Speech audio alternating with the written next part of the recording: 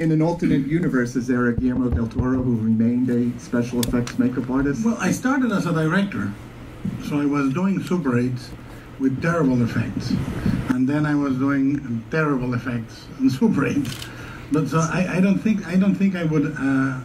I don't think I had the patience to deal with some of the people behind the camera that didn't understand the monsters. One of my last few jobs, I almost came to a fist fight with a director. He avoided it, you know. So I don't know. It was very difficult for me to create the creatures, and then they were lit wrong, they were shot wrong, they were cut wrong, most of the time. So I mean, part of the discipline that you get with someone like Dick Smith is that he told you your effect is not an effect unless it's lit effectively, is shot effectively, and is edited effectively. Your creation is not, it can never be perfect by itself.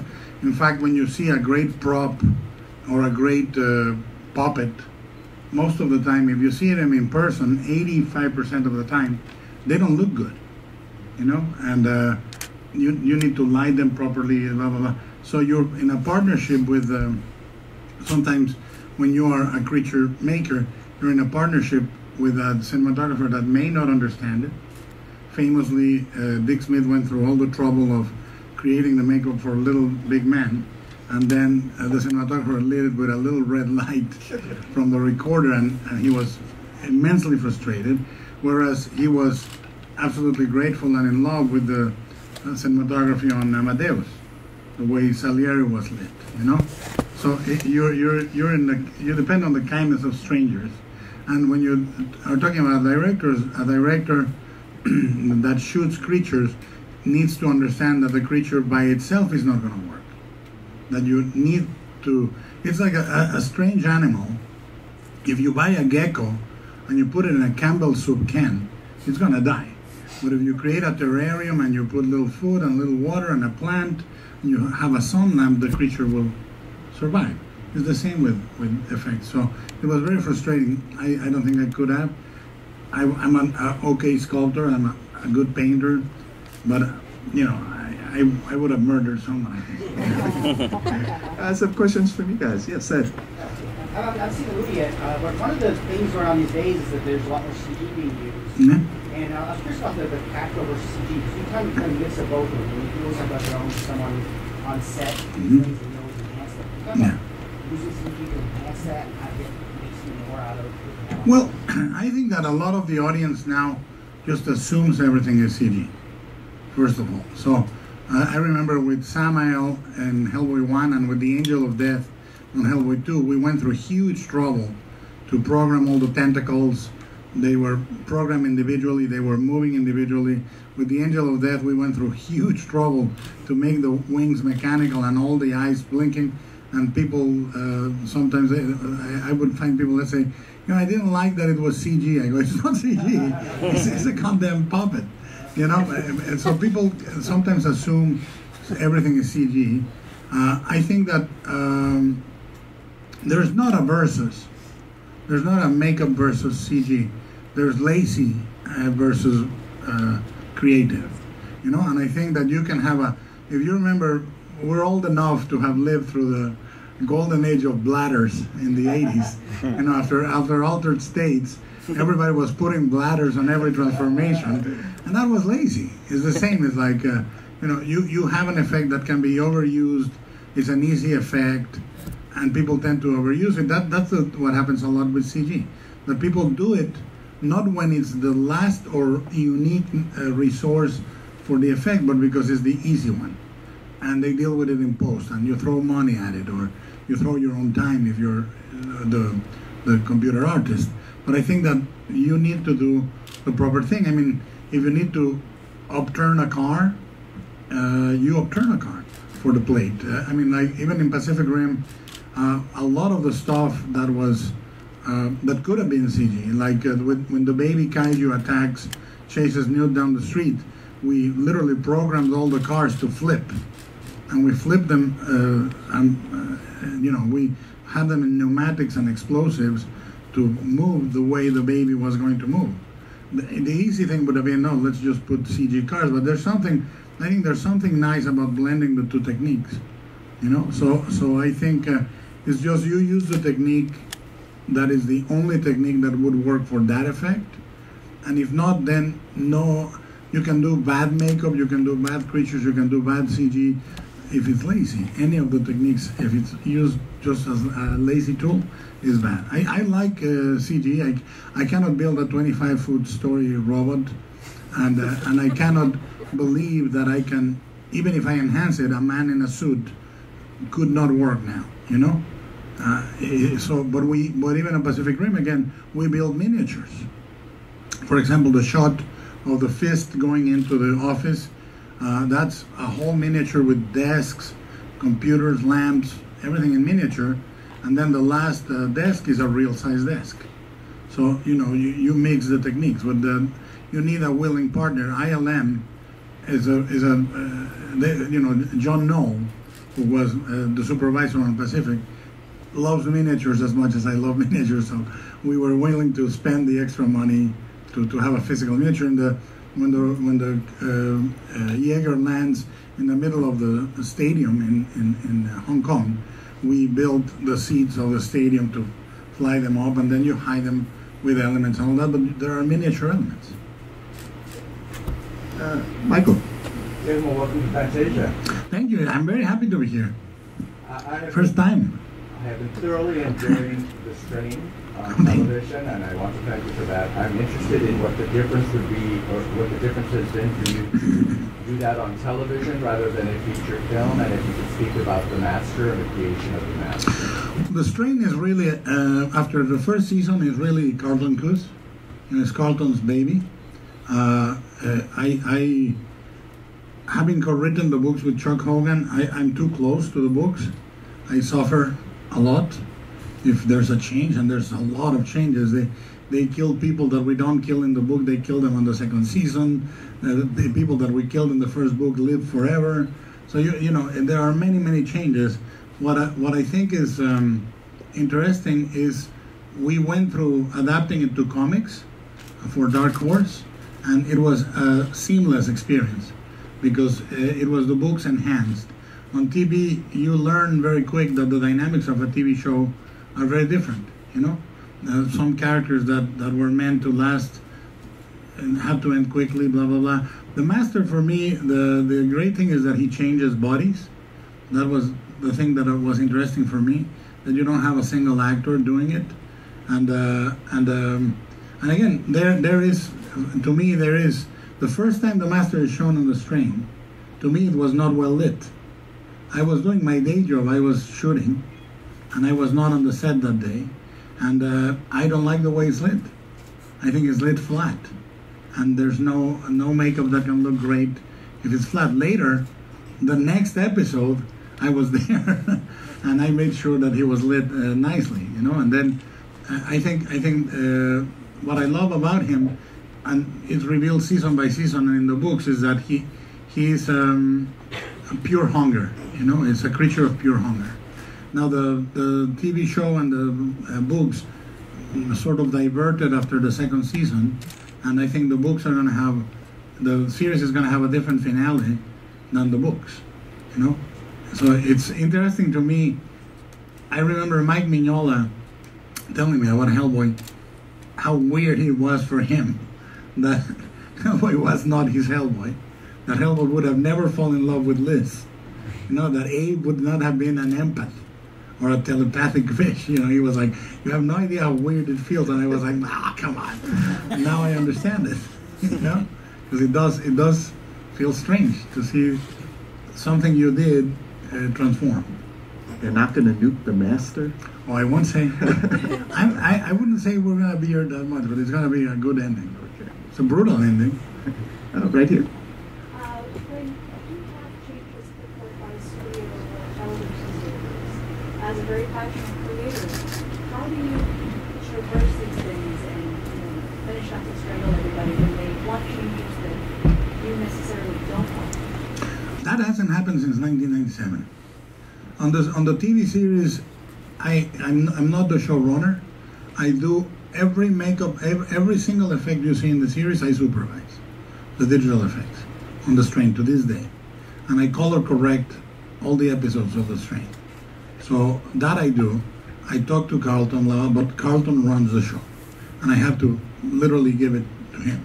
If I'm directing, I haven't done anything I didn't want since 1997. So if you don't like something in my movies, it's my fault. You know? And if you like it, I'm happy. But I learned an incredibly useful word in 1997, which is no. You know, and it's a word that I knew, but I didn't know how to use. Because when you're a young filmmaker and you're making movies, you make them because everybody loves you, and you're like a dancing bear, you know, like and everybody comes to you and you help, and then after that you gotta become a bit of a motherfucker. And they respect that more. I mean, so I learned to say no early on, very strongly, early enough, and I'm, you know, not feel. It's a strange thing when I had my first kid. You know, I saw the baby and I thought, I gotta fight for this baby. I'm a very nice guy, but if I need to defend this baby's livelihood, and that's the way I feel about the movies. I'm a very nice guy in real life, but if I don't do anything I don't want to do in the movies, nothing. So all those mistakes you see in my movies are mine. You know, it's truly, if you allow it, no one loses but you as a director, you know? Because if you don't like a movie of mine, I can respond for it. I can tell you, well, this is what I was trying to do. Maybe it didn't work for you, but this is what I was trying to do, and I can explain it. I can tell you my theory behind it, and I can blah, blah. But if I did something that you don't like, and I know, and I go, I know, it's horrible. It's horrible. That happened to me on Mimic in '97, and it never again. You know, so it doesn't happen. You know, when speaking of Mimic, in recent years we've seen a lot of filmmakers going back, sometimes decades later, to restore a film to their original vision. It happened with Richard Donner in Superman 2, for example, who was replaced by Richard Lester. Is there any chance with the existing outtakes, whatever, on Mimic to? Well, we did a director's cut years ago, and it came out on Blu-ray and DVD, and it's a little better, but it's sort of a mangled, the mangled remains of what I wanted to do. Was never made.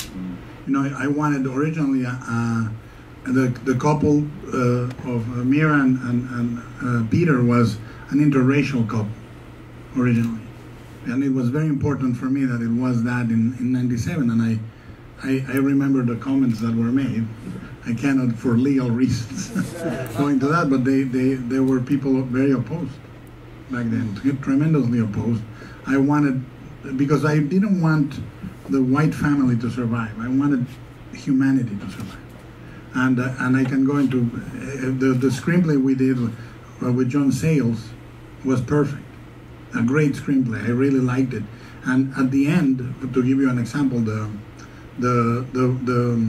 leucistic male it came to her, and as it was a creature with all these long legs, and then it started folding, and it went into the shadows, and when it came out, he looked exactly like a human being, without clothes. It had folded into sort of this Da Vinci-esque perfect creature with cracks where the shell became together. And it walked to Mira Sorvino and raised the finger and said, "Leave." So it spoke. And that was for me the scary ending, was they look like us and they are now talking.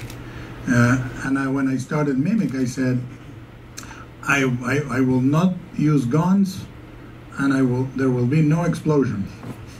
And how those Mimic end? With guns and explosions. So that's where I learned. I mean, that's where I learned, because then I loved the fact that Mimic, even although it had 2 sequels, direct to video and all that, I'm glad it didn't do well, because I would have been completely insane. I would have gone, so I went against my instincts. I did something I didn't like, and it did very well. So I'm completely lost in the woods. But I thought, okay, I'm not going to do this again. Great. Mike. You've shepherded some very talented young filmmakers, Yeah. recently, like Andres Muschietti on Alba. Yeah. Have you seen anyone, excuse me, more recently coming up that you think is really promising? Well, yeah, I retired from production. I decided I'm going to produce only things that I was contractually, because when you produce, you end up, it's such a huge effort, and you realize that you could have made another movie as director, you know. So I'm going to just do my day job. I'm just going to direct. But yes, I produced, I think, 8 first-time filmmakers. And I produced, I think, close to 20 movies.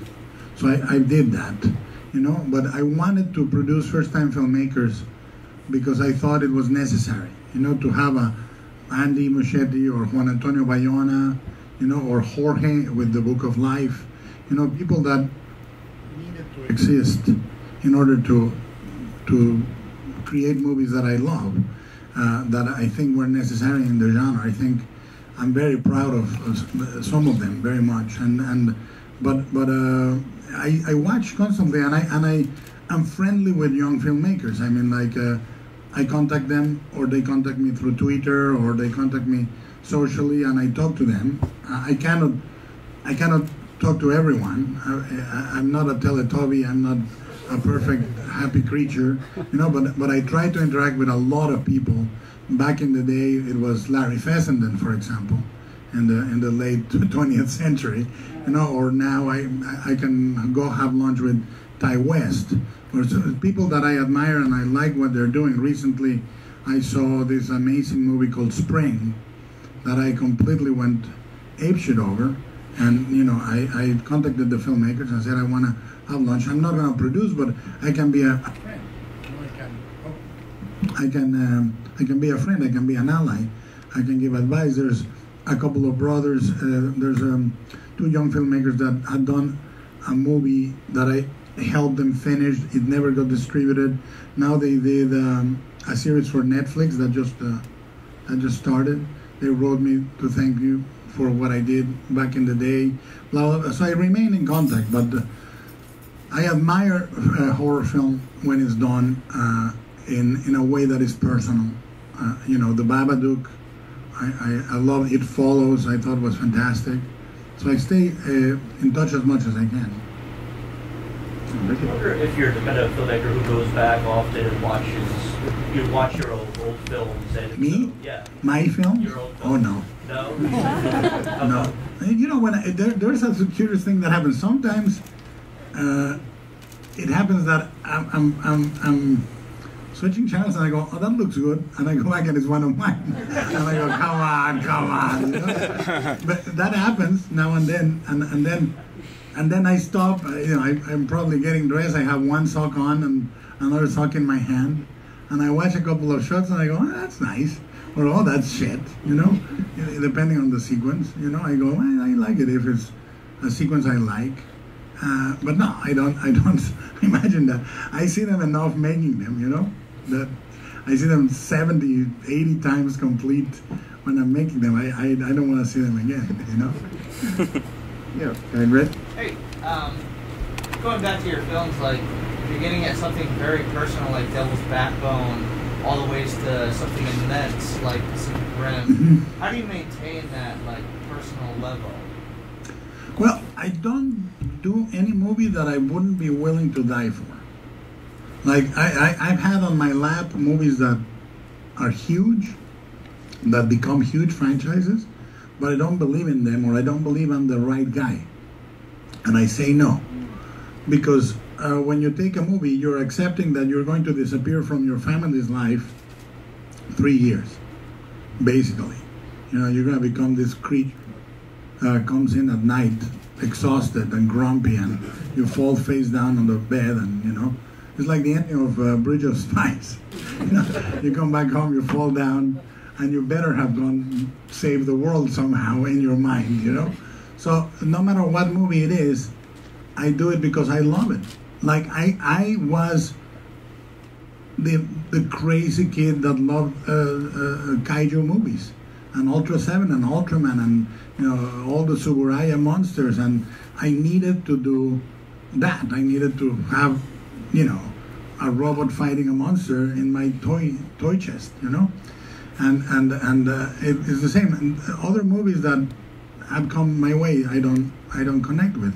So in every movie, and actually, if you watch them together, they all have a thread, thematic or visual, or it's the same guy. And I remember talking to Alfonso Cuarón when he was going to go do the Harry Potter movie, his Harry Potter movie, and he was saying, what do you think? What should I do to make sure this movie is a movie of mine? And I said, we're like criminals. If we really go and do the crime, if we do it promiscuously, we're gonna leave DNA behind. They're gonna find it. People are gonna collect it and say, he did it. If you don't do it like that, then it's gonna show. If your God is not in it, if there's no moment in which you are truly and fully in love, you need to get high on your own supply when you're doing the movies, and I get high on my own supply in every movie. It makes no difference what movie it is. It's Hellboy or Hellboy 2 or Blade or, the movie where I came in, where like on Blade 2, I went in because I wanted to do the Reapers and the vampires, and I wanted Nomak. I went and I met with Wesley Snipes and I said, let me make one thing clear. I don't understand Blade. I don't know why he kills vampires. I wouldn't kill them. I would live with them. He said, but you take care of Blade, I'll take care of the rest. And I said to Mike DeLuca, I said, I'm the most unhip motherfucker you're ever gonna meet. I don't know what music kids are listening to. I don't trance dance. I don't do I don't fucking wave the glow stick. I don't do any of that shit.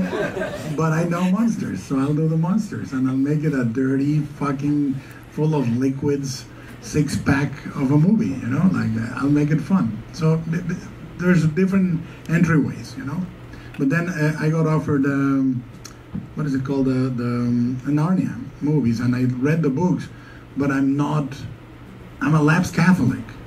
I'm not interested in seeing the fucking lion resurrect. So I said, no, I don't want the lion to resurrect, and you're not going to like that, Right here. Which also see as well as animation, CGI. Can you see yourself collaborating with some of the people from the city in the near future? Here. Well, I would hope so. I like the city. I mean, I just arrived today. It's too early to make a commitment. But I like the poutine.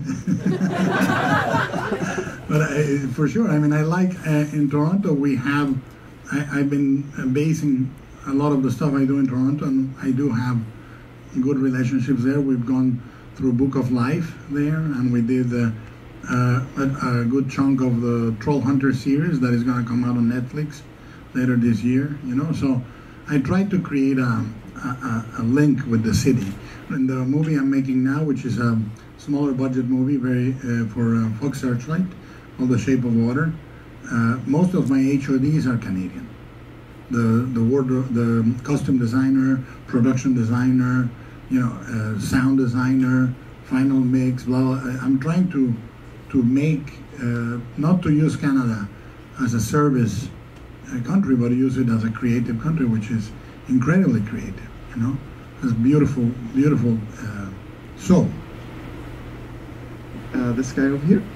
I was wondering if you could talk to the process of trying to put At the Mountains of Madness together, and do you think you're going to revisit that at any time, or any other Lovecraft material? Well, imagine that you have a horrible miscarriage that left a lot of scars, and you're still dangling a piece of placenta when I'm answering that. I mean, it was a brutal. That thing really gutted me. I went and I worked for. Before I went into the pre-production process, I have put over a decade and a half into it, First getting the rights of the book, because it's one of the few books of H.P. Lovecraft that is not in public domain, regardless of what people think. We had to track the chain of title. We got the rights. Writing the screenplay, if any of you has ever written a screenplay, it takes a while, you finally think you cracked it. Blah, blah, blah. And then we went and designed everything. I can show you an ILM test and about 200 pieces of design of the city, the creatures, everything, and about 700 storyboards. We did all that, and it would break your heart. It really was a great monster movie and a great movie. And then we got Jim Cameron to produce and Tom Cruise to star in, and then they say no. I was flying in a helicopter over the border of Alaska, seeing a pack of wolves crossing a frozen lake beneath the helicopter. I landed in a little refuge in the middle of nowhere. We were scouting for Antarctica, you know, and I get a call that says, you have to call the studio tomorrow. And you never call the studio for good news. You know, I knew we were screwed before I went back to Civilization. And then I went back to Civilization, and yeah, they canceled the movie. So it was very, very difficult. I would try to make it, but it needs to happen because, you know, I'm not being funny, or I'm not making this up. It really takes a toll. It really destroys something in you when you have a miscarriage like that. It's really, really, really. It damaged me somehow. You know, a lot of this gray hair probably comes from there because it really hurts you. You know, you put a lot of effort, your body and soul. You know, you and then it doesn't happen. It's the ones that don't happen break your heart. That's for sure. But I'm going to keep trying.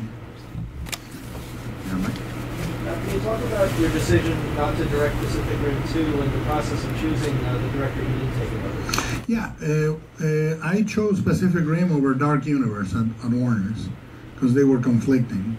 And then Pacific Rim got pushed 9 months.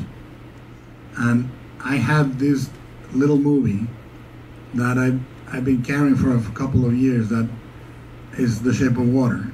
And I thought, I'm going to do that right away. There's a juncture here. I got to take it, you know. It's a more difficult movie. It's a smaller movie, but I felt in my gut I need to make it, you know. I said, am I going to wait another 9 months?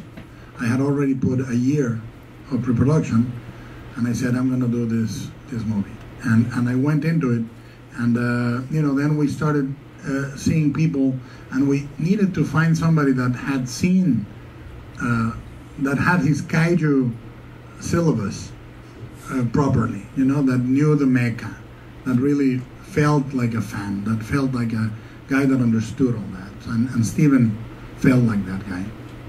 You know, it's his movie. I'm assisting in any way I can, or that he needs, but it's his movie.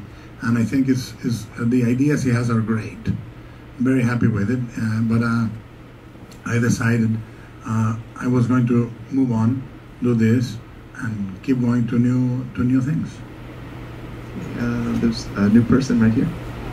Oh, you said that it's your first time here at the festival.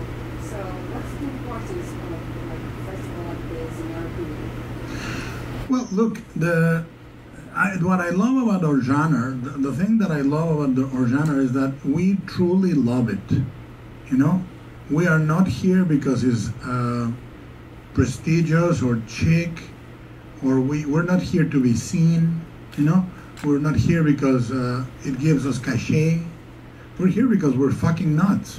You know what I'm saying? Like we are truly in love with a thing that is, for a lot of people, unlovable. You know, it's a genre, fantasy in general. You can say sci-fi, horror, whatever you want. Fantasy in general is frowned upon and looked down as something not only minor, but actually in some instances despicable.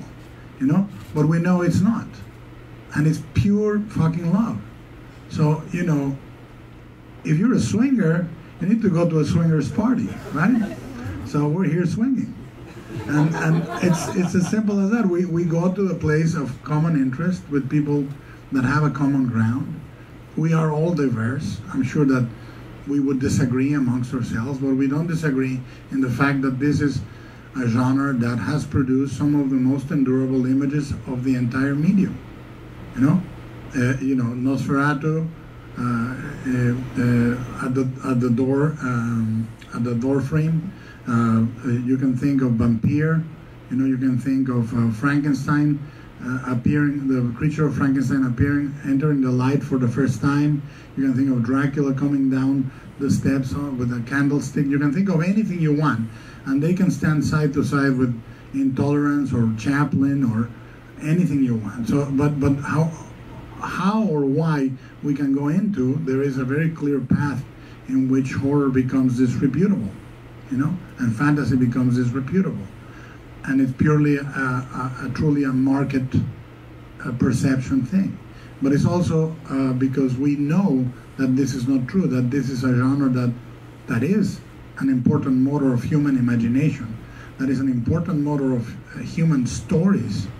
And the fact that I believe wholeheartedly that you actually can talk about real issues more clearly with a non-real context, that I'm here. So this festival is a rarity in the world of festivals. It's a festival that is genuine to itself, and its core remains fueled by love and by people that love it. Many festivals in the world become a thing unto themselves. They become an engine of prestige, an engine of cachet, and eventually they move away from the true into a sphere that is more rarefied. But when you find a festival like Sitges, like this, you have places of true worship. So, you can choose to go to a church or a shrine. This is a shrine. This is where the faithful come to pray. So that's why I'm here. Right here. You mentioned Shape of Water a couple times. Now, all your movies so far are always showing a little piece of something that you love, romance or pleasure. Where's Shape of Water? What part of you are going to see the first time that you haven't seen? I don't know. I mean, I try to make movies different from each other. That's funny. I thank you for noticing. But I do want to say the same guy that did the Devil's Backbone did Pacific Rim, and he's the same guy. However you want to quarter it, I don't put a cap and go work. It's the same guy. So this is it's a smaller movie in the English language, which gives me a lot more freedom, because although I don't abide by intervention, you do have to weigh the size of audience you want. When you get more budget, you do change into part of you says, okay, I gotta engage. The feeling of the resonance of the movie goes to a wider audience. You go, you like when I say Blade is a six-pack movie, I mean it. It's a movie best appreciated with a six-pack and a pizza, But so normally in English, I'm working with a certain budget. This allows me, it's a much more constricted budget, but it allows me to go into a more esoteric area. Not that anyone was clamoring for Gothic romance last year, but I gotta attune it to that. So this is a very personal, smaller movie. No, I can describe them as I go along. I think that it's very, very, it's as personal as Devil's Backbone would be in a way. Right here. I am fascinated to find out about you growing up. Since now in your adult life, you have spent all your time with monsters. How was it for you growing up? Because obviously monsters, you knew them when you were a kid already. Yeah.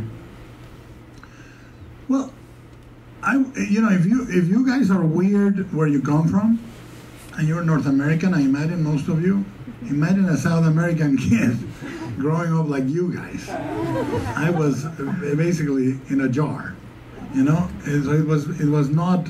I didn't find like-minded fellas very easily, And I was the freaky, pale, super thin back then. I remedied that. Super thin boy, that buttoned his shirt all the way to the last button, And you know, I read about Christopher Lee and Vincent Price in the bookstores of the expats. You know, there was a lot of expat Americans living in my city, and for some reason they were buying Famous Monsters, Mad Magazine, Eerie, Creepy, you know, all the crappy horror magazines, and I would go and buy them there, and I would buy my first horror books in English. I became bilingual, self-taught, with a dictionary and Famous Monsters and Mad Magazine.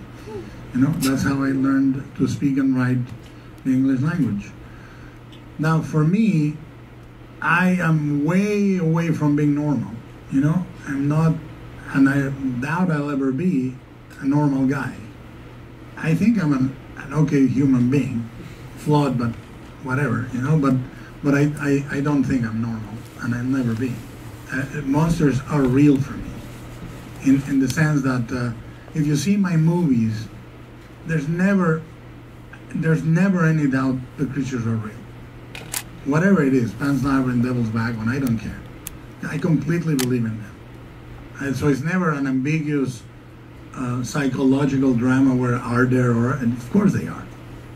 The monsters are real. I mean, the opening of Crimson Peak is ghosts are real, this much I know.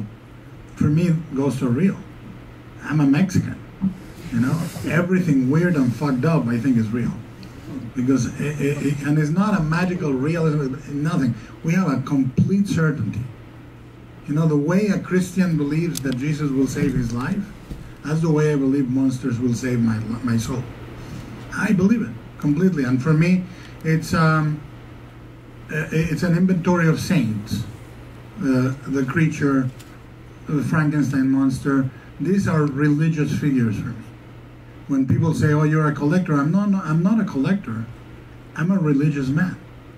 And when I see Boris, I see a messianic figure, somebody that died for my sins. When I see the Gilman, I see one of the most beautiful creatures ever created, you know? I see perfection. I see the Holy Spirit, you know? And these things, I don't collect for value. I don't know if my Spider-Man 13 mint sealed in a bag is worth $750 or what. Fuck that shit. I create shrines. So my collection, my house, which is 2 houses full of monsters, it's a shrine. So these creatures are real. For me, they're not. I'm not a fan. I'm a deranged creature. This lady over here on the left.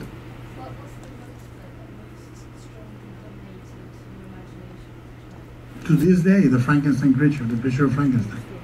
The moment I saw him come into the light, I was blown away. I mean, I have a beautiful piece by Mike Hill, which is a 7-foot tall, hyper-realistic face of Boris as a monster that you see when you enter my house, hanging in the balcony, and it recreates the awe. It's going to be in the LACMA exhibit. Well, my stuff is going to be there as part of my collection. But that creature, my favorite creatures are the creature of Frankenstein, the Gilman, the Xenomorph in Alien, and I think those are the 3 top of the tops.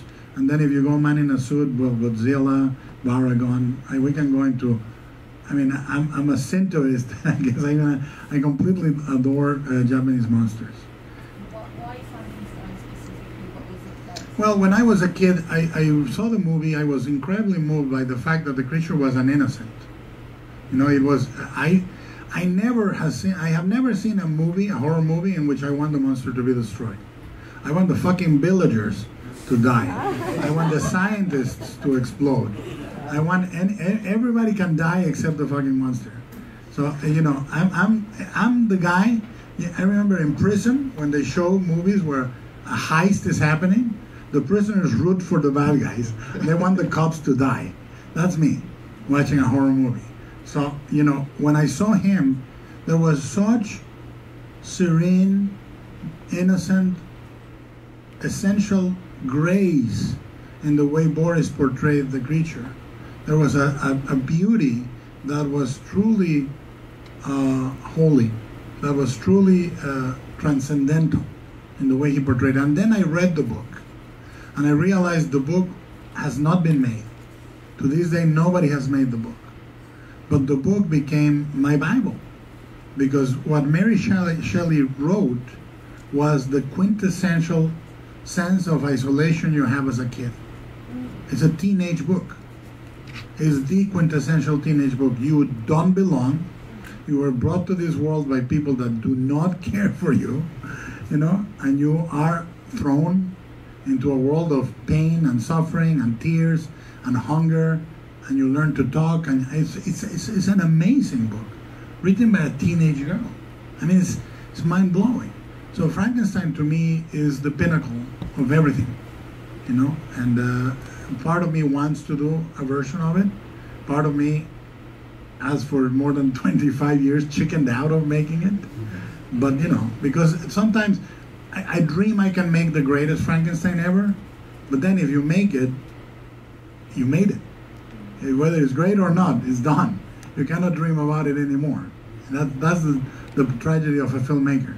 You can dream of something, and once you make it, you made it. That's it. You landed at 10 or you landed at 6.5, but you were at the Olympics already, you were judged. Michael? In light of that statement that monsters save your soul, I just love that statement, and considering... I'm not sure it's saved, but I'm trying. But in consideration of what happened last night in Nice and the dead there, how does the imagination of monsters in any way address or redress the monstrosity of people? Well, all my movies, I try to say, I only speak about real monsters, which are humans. If you watch my movies, Crimson Peak, Devil's Backbone, Pan's Labyrinth, whatever you want, the monsters are the humans. They're not really the monsters. So that's real, sadly. I think that we live in a very brutal world, and you address it by making the monsters creatures that serve a more symbolic function, that illuminate the human tale. You know what I'm saying? For me, as I say in Crimson Peak verbatim, I say it's not a story. It's not a ghost story. It's a story with a ghost in it. Because the ghost illuminates the human condition. Or the faun and the pale man and the fantasy illuminate the human condition in Pan's Labyrinth. But the scariest thing in Pan's Labyrinth is not the faun or the pale man, is the captain. So to me, I don't address it. You talk about what you feel, like any other artist. The only important thing in art is do not be yourself. Do not try to be anybody else. You can imitate when you're young. But you should not try to impose a different range of your voice. That's why I'm not trying my hand at anything other than what I do. Like, I'm not trying to do a drama about a violin player that I don't give a fuck about reality. To me, reality can be only reached through these tales. So I address it through that. Mike? Talking about Frankenstein kind of leads me to the question, because I always thought that if the internet existed when Universal made Frankenstein, fans of the book would have attacked them for turning the very eloquent in the book to be non-Karloff. Yes. More recently, we had the attacks on the Ghostbusters for casting equipment. I was curious, what do you think is the relationship of filmmakers to the internet world at this point, and how much should fans on the internet influence what filmmakers do? Well, influence, I don't think it should, but the relationship exists. It took me many years to finally decide to go on Twitter, and I went on Twitter and I made a point, other than politics, which I fucking hate, I am not going to say anything negative about anything artistic. I'm going to talk about books I love, I'm going to talk about films I love, I'm going to talk about artists I love, because there's enough of the other crap. It's much easier to sound intelligent by shitting on something than by praising it. You know, Yes. we have supplanted intelligence and supplanted it with cynicism. Why? Because when we say we don't believe, we sound smarter than when we say we believe. When we say we hate, we sound smarter than if we say we love. I say fuck that. So if you go to my Twitter account, I posted hundreds of mini reviews of books, hundreds of mini reviews of films, hundreds of new artists for people that don't know them, you know, and it's out of enthusiasm and love. Politicians and all that I do take a shit on because I think it's a perversion. That's true perversion. That's true horror, you know. But other than that, I made it a point. And how it comes back, what happens then? Do I get attacked because I don't engage that much? You know, I just send it out. If somebody receives it, great. If somebody calls me shithead, cock-sucking fat bastard, I go, God bless. I'm not gonna say that's not me. Fuck it. I'll be whatever you want, you know. But it's truly a matter of coming out of passion and coming out of love of the things. All my movies are fueled by love of things that are essential to me. You know, Pacific Rim is essential to me. Essential. I love that movie. It's the fourth movie I've done that I love the most. You know, and I think it's important to put yourself out there. Then you're gonna be attacked. 50-50, right? Mother saves 3 of her kids from drowning. 3 comments down. Why didn't the fucking stupid cow save the other one? Was she driving drunk? Fuck this. You know, she should have, whatever. She shouldn't have been driving that van at 8 o'clock at night. Everything decomposes, you know? Man saves the Pope, you know? Why the Pope? Why no one saved Mahatma Gandhi? 5 comments down is like white man entitlement, whatever it is. It decomposes. I mean, the discourse we have right now is so complex. It allows hatred easily, and is incredibly difficult to allow love. You know, I think emotion. If you are in an audience right now, emotions are corny. You go to a theater and you have an emotional scene in the screen, you're going to hear chuckles. It's a very difficult time. It's really, emotion is the new punk. Being emotional is being punk right now. It's taking a risk, going out there, saying, here it is, fuck you guys. I can't be emotional, you know? It's the same. It's when you put yourself out there on the net, you open yourself for that, but you have to do it genuinely. Yeah, very good. Speaking of emotions, it's very well. My question, which is, you have tremendous performances from people like Black Feldman and Jessica Chastain and maybe some of your films, and I would love to hear you talk about casting and how you get such strong performances from actors. Well, when you cast to the essence of the actor. Like Ron Perlman is Hellboy. As simple as that. You know what I'm saying? Is you cast and you say that's it. You meet the actor and it's like the first impression is incredibly important. And if you feel that you're casting against type, even better. You know, like Sergi Lopez was known for comedy before doing the captain in Pan's Labyrinth. Maribel Verdú in Pan's Labyrinth was known as a sexy sort of bombshell. Cute girl, blah, blah, blah, and I wanted her to play a demure, very strong character, you know. With Jessica, she had never done anything like Crimson, but I knew she could, you know.